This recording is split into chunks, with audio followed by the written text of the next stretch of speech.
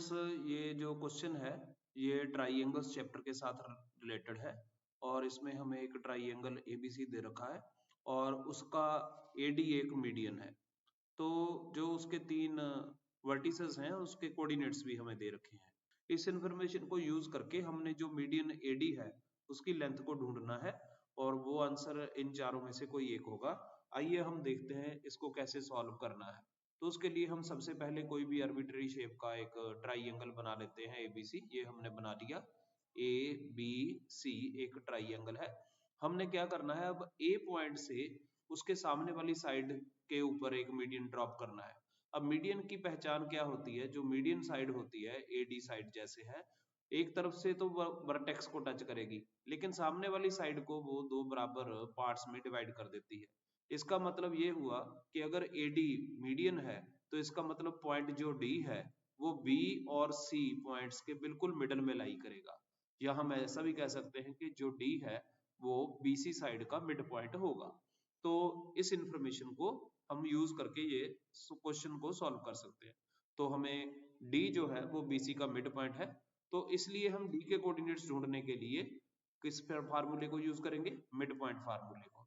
अब mid point फार्मूले को यूज करने के लिए हमें मालूम है कि अगर कोई पॉइंट है यहाँ पे ऐसे x1 y1 पहला पॉइंट है और दूसरा पॉइंट है x2 y2, इनके बीच में कोई पॉइंट है जो कि इन दोनों का मिड पॉइंट है, तो हमने उसके जो कोऑर्डिनेट्स ढूंढने हो, मान लो वो x और y हैं, तो हमारे पास मिड पॉइंट फार्मूला कहता है कि x जो होता है वो होता है x1 प्लस x2 बाई 2 और y जो होता है वो होता है y1 प्लस y2 बाई 2।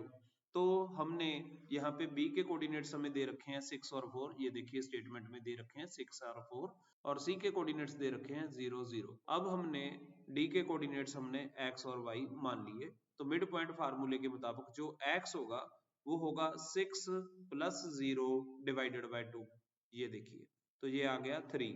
इसी तरह जो y होगा वो होगा 4 प्लस 0 डिवाइडेड बाय 2, ये देखिए ये आ गया 2।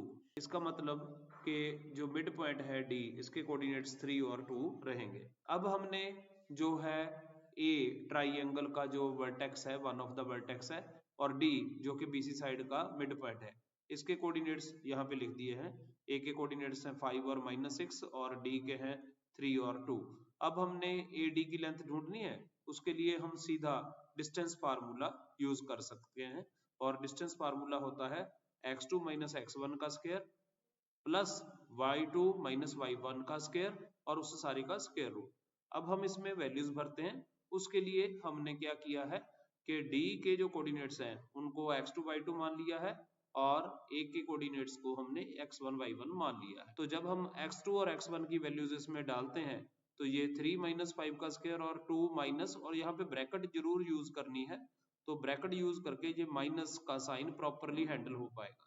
तो ये माइनस एंड -6, जिसके कारण ये बन जाएगा -2 इसका स्क्वायर और ये 8 बन जाएगा। तो -2 का स्क्वायर जो है वो 4 होएगा और 8 का स्क्वायर 64 होएगा, जिसके कारण ये आंसर आ जाएगा स्क्वायर रूट ऑफ 68 यूनिट्स, और ये हमें ए ऑप्शन में दे रखा है। इसलिए जो करेक्ट चॉइस इस क्वेश्चन की है वो ए है। Thank you.